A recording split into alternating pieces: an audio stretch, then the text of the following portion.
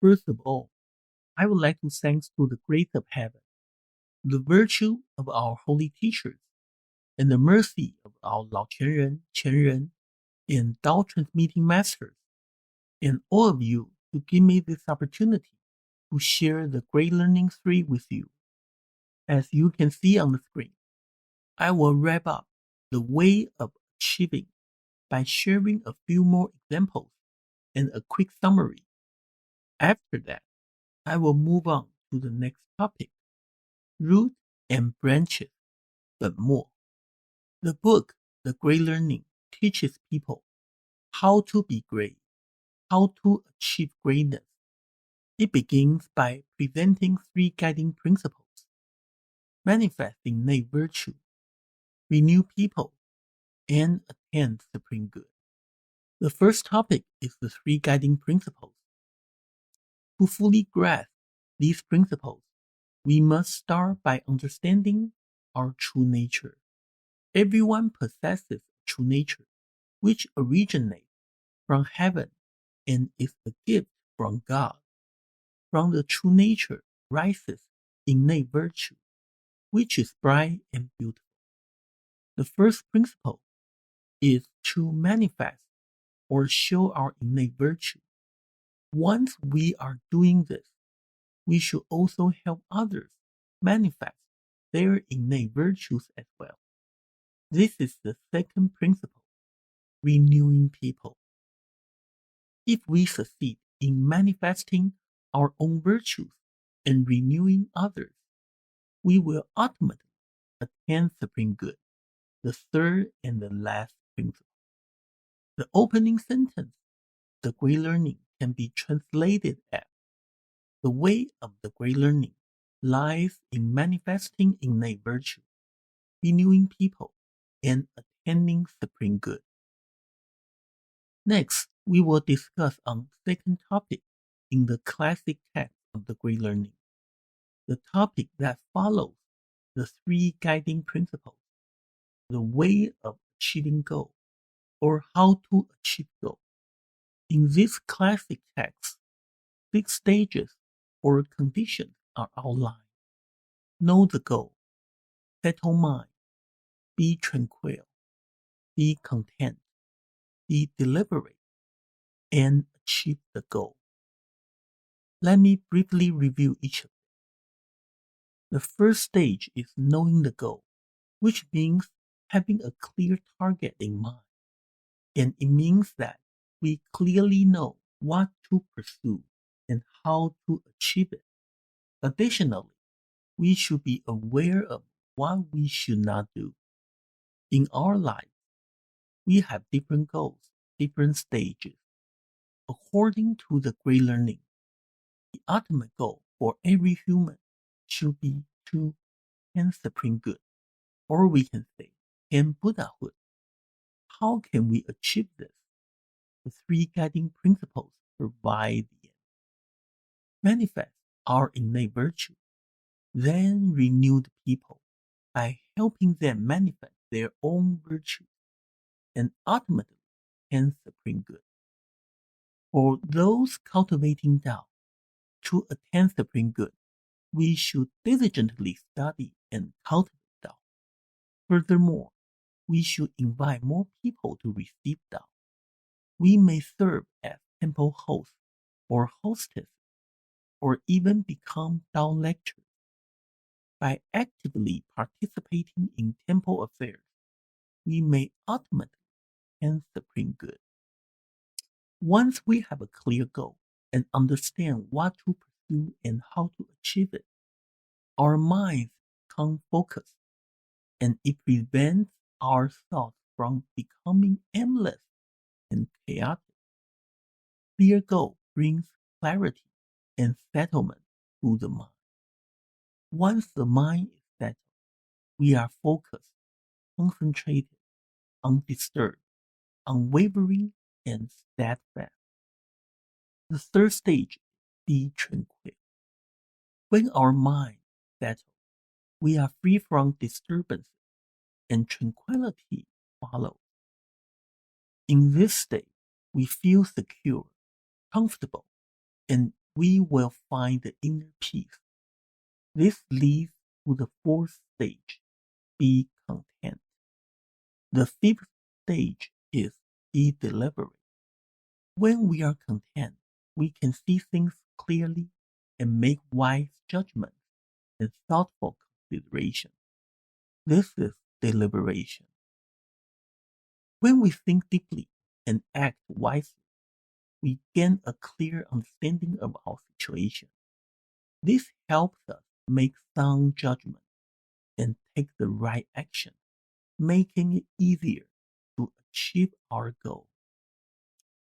Here is a classic text from the Great Learning. Only after knowing the goal can one's mind settle. Means that when our objectives are clear, our minds won't be chaotic and can be settled. Only after being settled can one be tranquil. Means that when our minds are settled, we can find our inner peace. Only after being tranquil can one be content.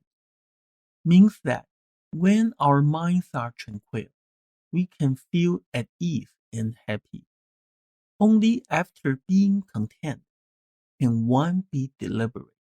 Means that when we are content, our thoughts will become clear. Only after being deliberate can one achieve the goal. Means that with clear thoughts, we are more likely to succeed in our actions. Next, I will provide a few more examples. Consider taking a trip with a clear destination and a navigation system or map to guide you. When you know your destination and have a clear route in mind, this is knowing the goal. With a clear plan, you feel confident about the journey. This is settled. As you travel, your mind remains calm and focused, free from distraction. This is tranquility. You feel comfortable and at ease throughout the journey. This is contentment. If challenges arise, your peaceful and composed mindset allows you to address them effectively. This is deliberation. Finally, you reach your destination safely and smoothly, achieving your desired outcome. This is achievement. Conversely, here is an example of a negative scenario. Imagine the same situation where you need to travel to a specific place, but this time we don't have a navigation system or map to guide us. In such scenario, we might not even know exactly where the destination is, and even if we do, we don't know the way to get there. This uncertainty makes us question whether we can reach our goal, leaving our mind unsettled. During the journey, we may constantly worry, fearing that we won't arrive smoothly, which makes it difficult to maintain a calm and peaceful state of mind. As a result, the entire trip is filled with stress, anxiety, and unease, leaving us neither content nor happy. If we encounter unexpected challenges along the way, our unsettled state of mind may lead us to handle them poorly, lacking the clarity and deliberation needed. In the end, there is a significant chance that we won't arrive smoothly, which means we will fail to achieve our goal and attain the desired outcome. Next, I will share a positive example of the correct mindset we should have over work. When we have a clear understanding of our abilities, strengths, interests, and the type of job that suits us best, this is knowing the goal. With this clarity, We can constantly pursue a job that aligns with our skills and aspirations. This is what we call mind settled. Once we secure a job that suits us well, we won't feel the need to constantly search for new opportunities or jump from one position to another. This kind of stability is what we refer to as tranquility. Moreover, when we are in a job that truly suits us, we experience a sense of fulfillment and joy in our work. This is contentment. As a result, when we are content with our work, our performance naturally improves. We tackle tasks with greater effectiveness and insight, which leads to enhanced overall success. This is what we refer to as deliberation. In the end, by finding satisfaction in our job, we not only experience happiness, but also achieve success. This is achievement. Next, I will provide a negative example about incorrect work attitude. First, if we are unclear about our strengths and interests, and often overthink or become easily distracted, it indicates a lack of self awareness, which means failing to know the goal. In such a situation, when we are searching for a job, our minds will be filled with worries, fearing that we won't find a position that suits us, leaving our minds unsettled. Even if we do find a job, we may constantly question our choice, and when encountering any dissatisfaction, we may think about whether to switch to another position. Thus, our minds can never be at peace. In this situation, we are likely to complain about our job and feel dissatisfied, which makes it difficult to find happiness or contentment. This unsettled mindset makes it hard to focus on our work, leading to distractions and mistakes, which in turn hurts our performance. In the end, we fail to gain the recognition we deserve in our jobs and feel dissatisfied with our performance. As a result, we won't feel happy and we cannot truly achieve success in our jobs. Here is a positive example of cultivating Tao in our temple. When we first come to the temple to learn and cultivate Tao, we must have some faith in Tao and recognize its importance in our life. This understanding and commitment to Tao is what we call knowing the goal. As we regularly visit temple and start to like learning Tao, our minds will gradually become more settled. The teachings we absorb can be applied to our everyday lives, improving the way we live. With continued progress in our cultivation, whether at home, at work, or in the temple, we find it increasingly easier to maintain inner peace and tranquility. The more time we spend in the temple, the more we come to love it. This not only helps in our own growth, but also allows us to assist others. As we help others, we experience a deep sense of joy and fulfillment. This is contentment.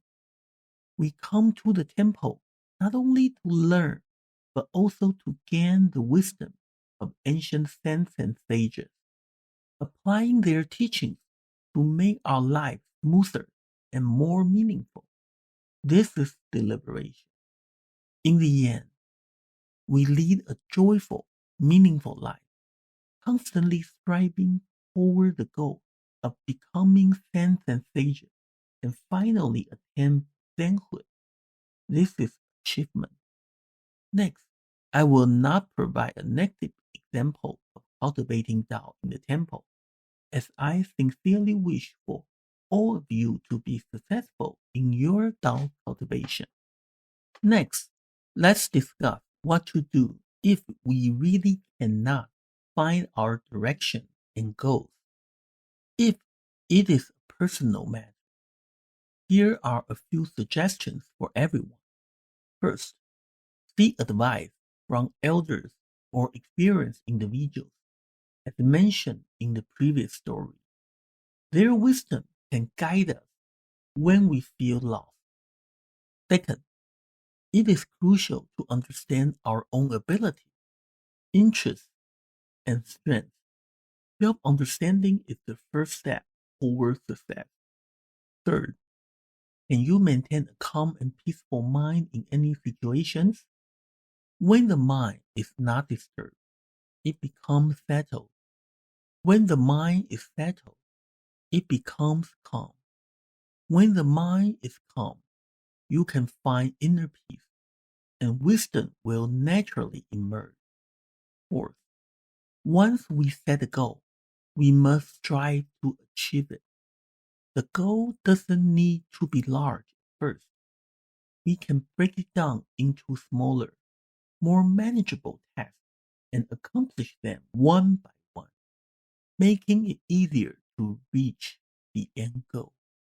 As for matters concerning the temple, the most important goal is to lead a happy, meaningful, successful, and fulfilling life.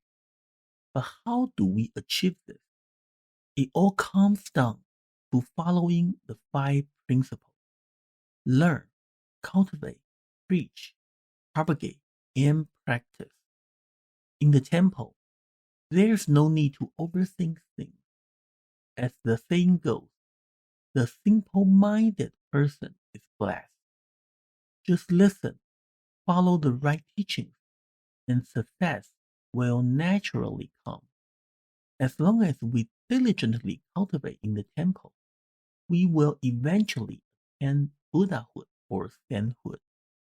According to Wang Yangming's theory of unity, knowledge, and action, 知行合一, the first 4 stages, knowing the goal, settling the mind, being tranquil, and being content, fall under the category of knowledge, as they focus on our inner state of mind. When we have a clear goal, our minds naturally become settled, calm, and at peace. These 4 stages are all deeply connected to cultivating our inner virtue, which is referred to as inner cultivation.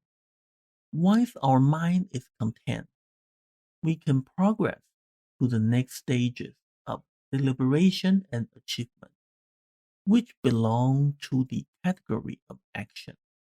In our temple, this represents external cultivation or accumulating merits. External cultivation consists of 3 key aspects: financial contribution, dharma contribution, and voluntary contribution. Next, let me summarize. We can see that settledness, 定, and tranquility, 静, refer to the state of our mind before an event occurs.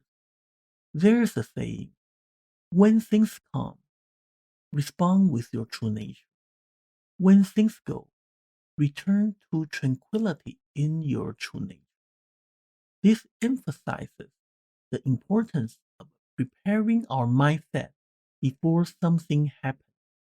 When an event arises, we must maintain inner peace, what we previously described, being content with whatever comes. Only by doing so can our mind remain calm, allowing us to think clearly and respond appropriately. Deliberation, 虑, refers to keeping a clear head and making thoughtful decisions when handling situations. After the matter is resolved, we assess whether we handled it well. If we did, this is achievement, 得. If not, it is loss, 失. Thus, settledness, tranquility, contentment, deliberation, and achievement describe a complete process for how we face and manage situations. To briefly recap, when things come, respond with your true nature. When things go, return to tranquility in your true nature. So, how can we achieve tranquility? The key lies in discovering our true nature, for it is the only path to attaining supreme good. Here is the classic text of the way of achieving goal. Only after knowing the goal can one's mind be settled. Only after being settled can one be tranquil. Only after being tranquil can one be content. Only after being content can one be deliberate. Only after being deliberate can one achieve the goal. Let's move to the third topic in the Great Learning. In the classic Confucian book, The Great Learning, there is an essential concept about the root and its branches. Let's take a closer look at the two Chinese characters behind this idea, but and more. The first character, but, highlighted in blue on the screen, carries meanings such as root, origin, source, basis, or foundation. It represents the starting point or the core from which all things grow. The second character, mo, refers to the final, last, or end, or can even mean something insignificant. Essentially, it represents the outward development or the extension of the root. Together, these characters emphasize the relationship between origin and outcome, how everything arises and develops from a foundation. In English, I have chosen to translate but, root, and more as branches. Here, the branches symbolize the extensions or outcomes that stem from the root. The classic text states, everything has its root and branches. Every affair has its end and beginning. To know what is first and what is next is to get close to the way of the great learning. In this passage, we can identify three key pairs of concepts. The first, root and branches. Second, end and beginning. Third, first and next. Each pair conveys a unique perspective. Root and branches reflect a special perspective, emphasizing the foundational relationship between origin and extension, or the core and its development. End and beginning, along with first and next, highlight a temporal perspective, illustrating the sequence and progression of events over time. Together, these ideas guide us in understanding the structure and order of things, both in space and time, leading us closer to the wisdom of the great learner. Now let's take a closer look at the concept of root and branches. The root represents the foundation or the essence, which is most basic, fundamental, and important. In practical terms, it refers to the most important priorities at the moment. On the other hand, the branches represent what comes next or what is lesser important. They are secondary to the root, and in some cases, they are leaves which are trivial or insignificant. This concept teaches us a crucial principle. When dealing with matters, we must be able to distinguish between what is important and what is less important. Our focus should always begin with the root, the essential foundation of things, the source from which everything develops. The branches, while necessary, only exist because of the root. In life, prioritizing the root means focusing on what truly matters and avoiding make correction and avoiding the mistake of neglecting the fundamental for the trivial. In summary, the concept of root and branches reminds us to first identify what is most important, what is important, and what is less important or even unimportant.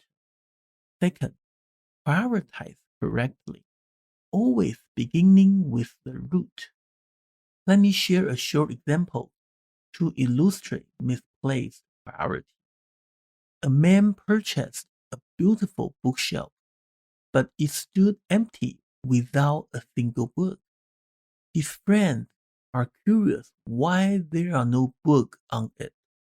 He explained that he had sold all his books to raise the money needed to buy the bookshelf. This is a clear example of a prioritizing tasks incorrectly. The purpose of the bookshelf is to hold books, yet he sold all his books just to buy the bookshelf.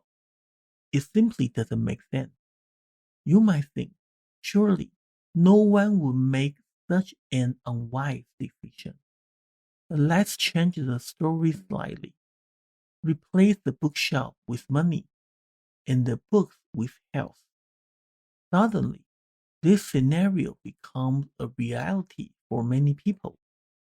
How often do we see individuals sacrificing their health in the pursuit of wealth? Many young people work tirelessly, pushing their bodies to the limit, prioritizing money over health. However, as they grow older and their health declines, they come to realize, often too late, that no amount of money can restore their good health. This example perfectly ties into the idea of the root and branches. Health is the root, our foundation, while money is merely a branch, an extension of our efforts. If we fail to prioritize the root, even the most flourishing branches will eventually wither. So let me reflect on this. Are we focusing on what truly matters? Are we nurturing our root or chasing the branches? Remember, when the root is strong, the branches will naturally thrive. Here are two more examples of misplaced priorities. Some people neglect their own parents while being extremely diligent in caring for the parent of others, such as a close friend's parent. In Chinese culture, filial piety is revered as the highest virtue, regarded as the foundation of all other moral values. A person should never forget the grace of their parents. When taking care of others, we must remember to care for our own parents first. A third example, some open restaurants but prioritize elaborate decoration over serving the best food to their customers. The true essence of a restaurant lies in its food, not in its decoration. If the food is not good, no matter how beautiful the decoration, the restaurant will struggle to achieve long-term success. In corporate management, The root may refer to a company's core values and mission, while the branches represent the specific business operation and market performance. The root is the strategy, and the branch is the tactics. As long as there are no strategic problems, even if you make some tactical mistakes, it will not affect the overall situation or the result. Here is another short story: Zookeeper and Kangaroo. One day, the zookeeper found that the kangaroo ran out of the cage, so they had a meeting for resolving this issue. After the meeting, they all agreed that the height of the cage was too low. Therefore, they decided to increase the height of the cage from the original 10 meters to 20 meters. On the next day, they found that the kangaroo was still running outside, so they increased the height to 30 meters. Unexpectedly, the next day, they saw all the kangaroos running outside. The zookeepers were very nervous and increased the height of the cage to 100 meters. One day, the giraffe and a few kangaroos were chatting. "Look, will these people continue to raise your cage?" The kangaroo replied, "It's hard to tell. If they continue to forget to lock the door." The phrase, "everything has its root and branches," reminds us that every matter has a core essence and outward manifestation. The root symbolizes fundamental principles or cause, while the branch represents their consequences or extensions. To live our life wisely, we must learn to distinguish between the two. For example, in personal growth, our values and virtues are the root, forming the foundation of who we are. In contrast, our achievements and reputation are the branches extending from and dependent upon that foundation. When we focus on strengthening the root, the branches will naturally flourish. The phrase, "every affair has its end and its beginning," emphasizes the importance of the order in time. Everything has a start and an end. It also highlights the importance of understanding the life cycle of the endeavor. One should approach the beginnings with caution and care, while striving to ensure a positive outcome. A successful endeavor requires not only a strong start, but also a meaningful conclusion. In our daily lives, we often rush into actions without planning the end goal. As a result, it leads to incomplete or unsatisfying results. In addition, in Chinese culture, a good ending is highly valued. It is something we all aspire to, as we believe that the way things conclude is just as important as how they begin. In the text, every affair has its end and its beginning. Why is end placed before beginning? The reason is clear. Before taking action, one must first understand the end goal.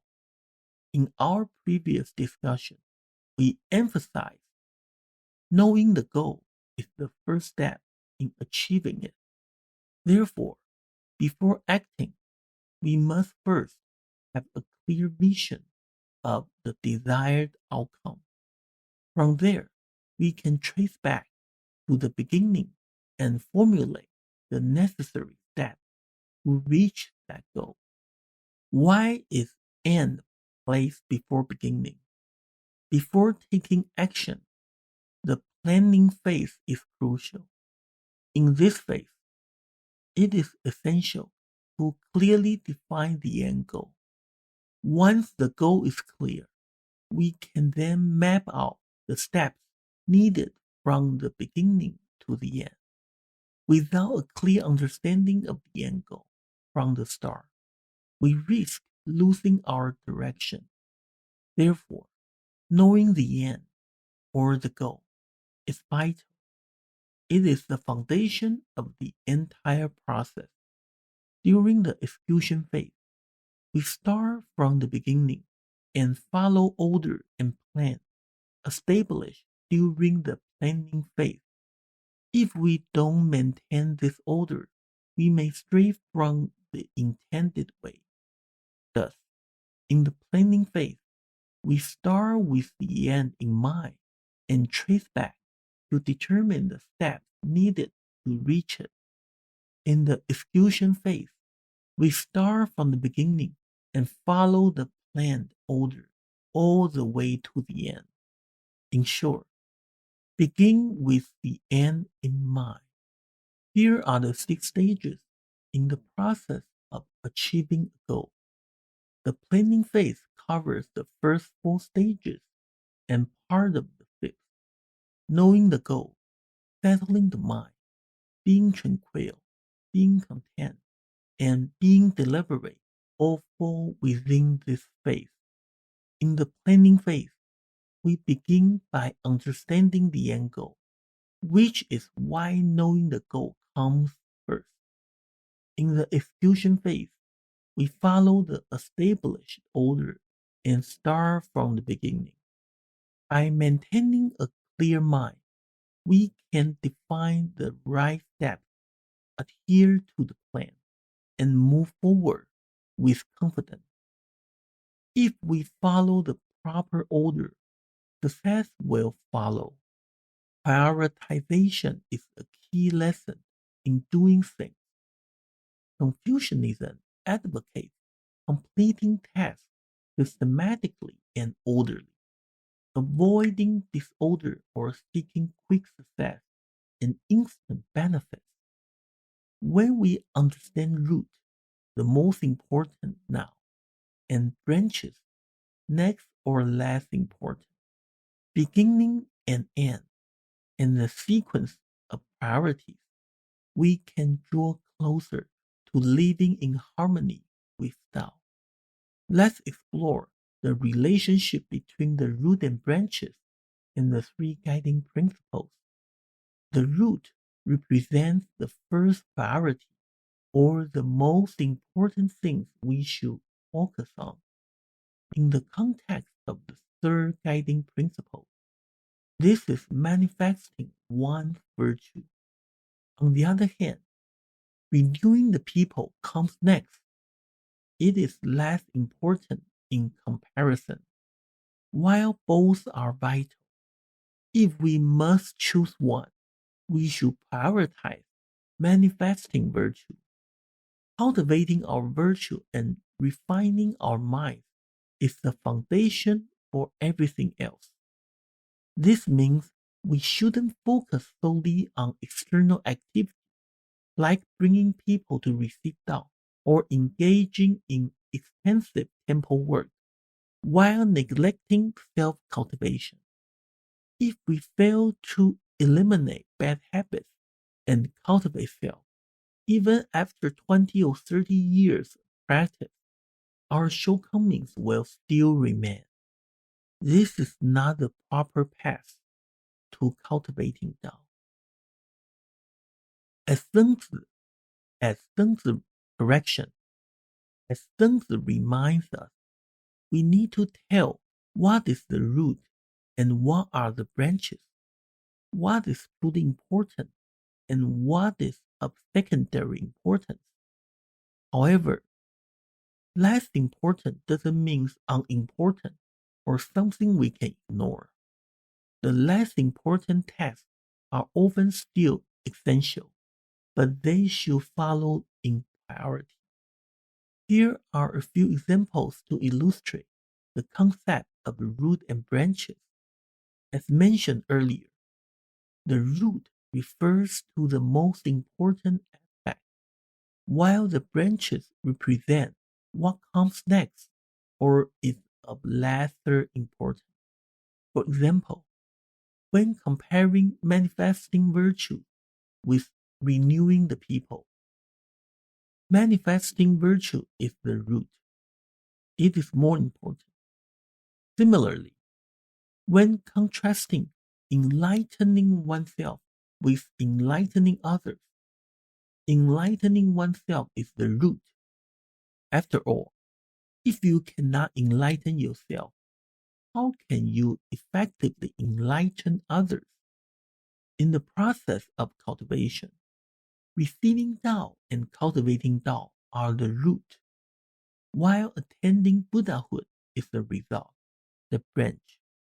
If someone aspires to attain Buddhahood but neglect to receive and cultivate Tao, they will never achieve their goal.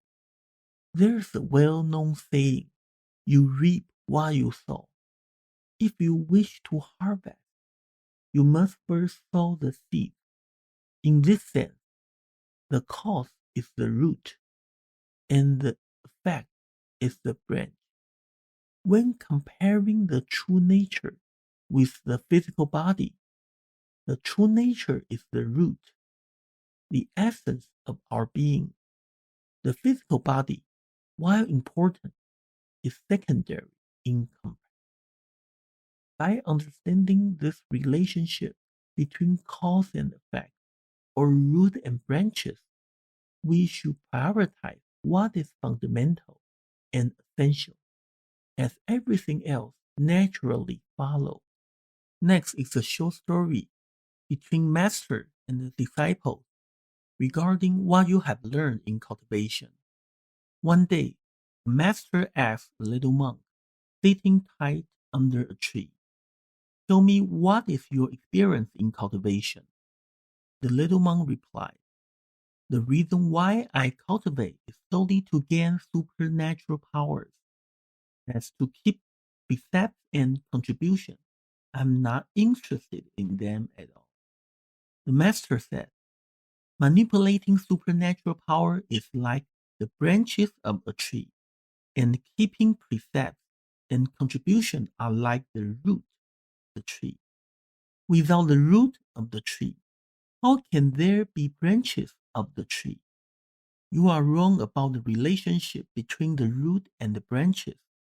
It is dangerous. The little monk still didn't know what master meant, so he bowed to the master and asked, I don't understand. I hope master can teach me. The master asked the little monk to sit down again and told the story. There was once a rich man who owned a big orchard. The fruit tree gradually grew up, and the rich man was very happy, seeing the trees full of fruit.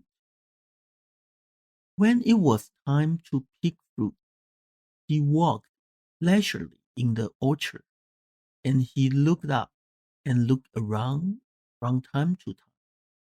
He saw a very big fruit tree with many fruits and asked his family to pick one and taste it. It was very sweet. He told his family, keep a close watch on these trees, and you must not allow anyone to pick fruits from them. Those who violate this rule will be severely punished. But he still couldn't help but think, if there is something as sweet and delicious as this fruit, what a pity it would be if any of it were lost accidentally. Why not offer it to the king? He immediately sent people to the capital to report. The king was very happy when he heard this and immediately sent someone to get it.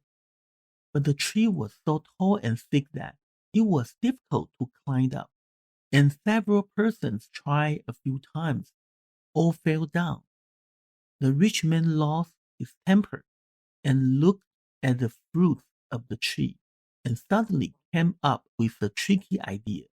Shouting to his family, get the big axe, hurry! A big axe was brought here very soon. And then the rich man pointed to the big fruit tree and said, cut it down. And shortly the big fruit tree fell to the ground loudly. The rich man was very happy and relieved. Okay, that's good. There is no need to climb up to pick. However, when he squatted down and looked at the tree, he was stunned that all fruits were smashed, crushed. The rich man was so anxious and sighed, and quickly asked his family to erect the big tree that had been cut down.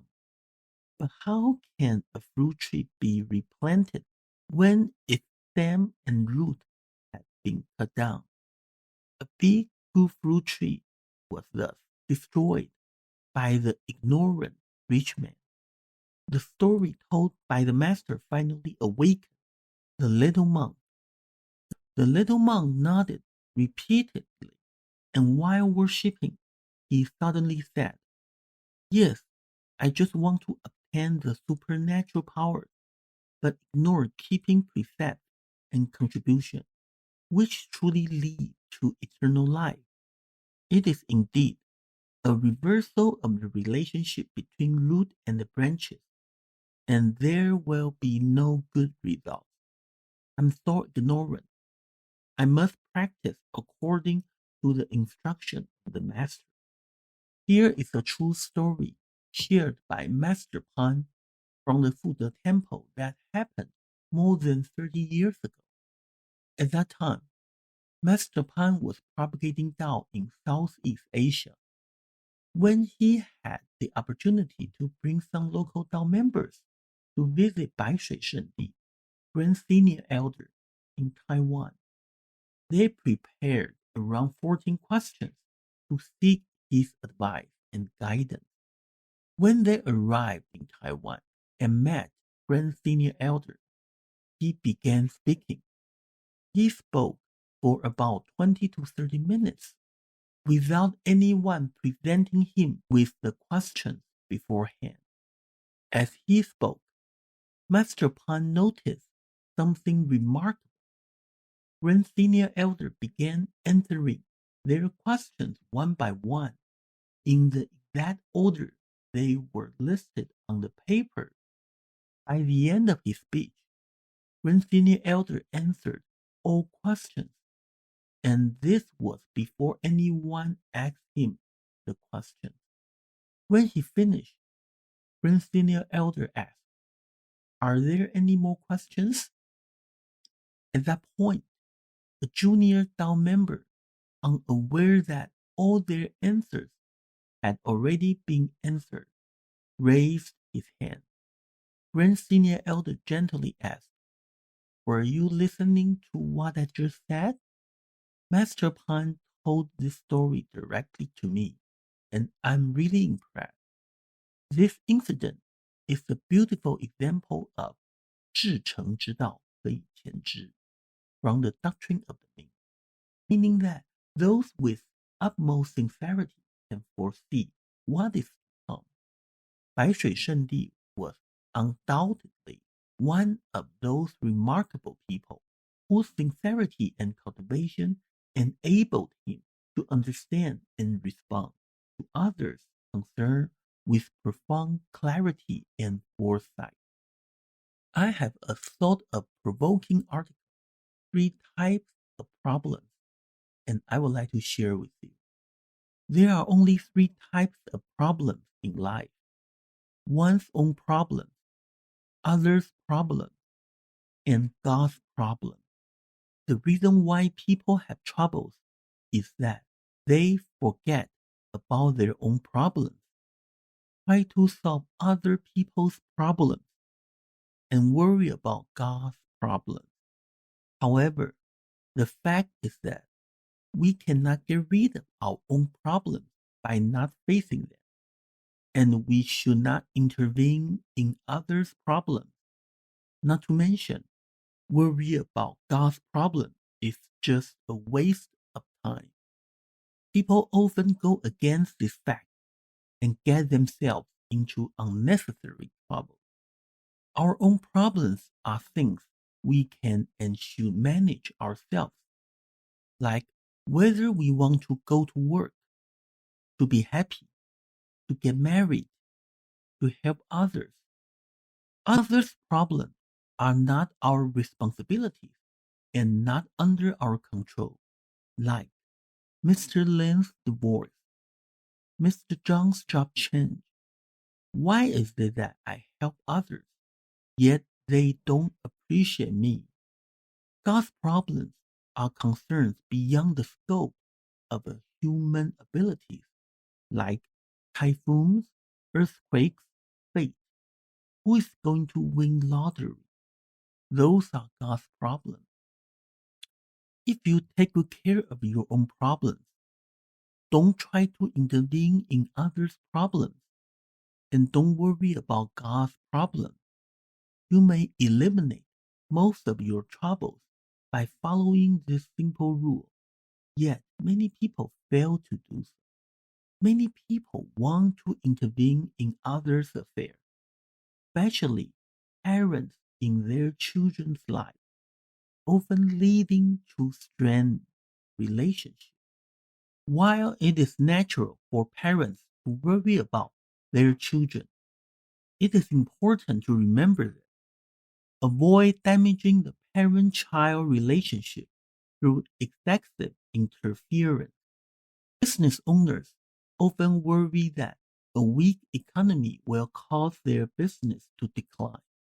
However, if they rely solely on praying to God and Buddha, hoping for quick improvement from their blessings, without making efforts such as adjusting strategies, enhancing products, or diversifying distribution channels, they risk a false belief their business will recover automatically once the economy rebounds.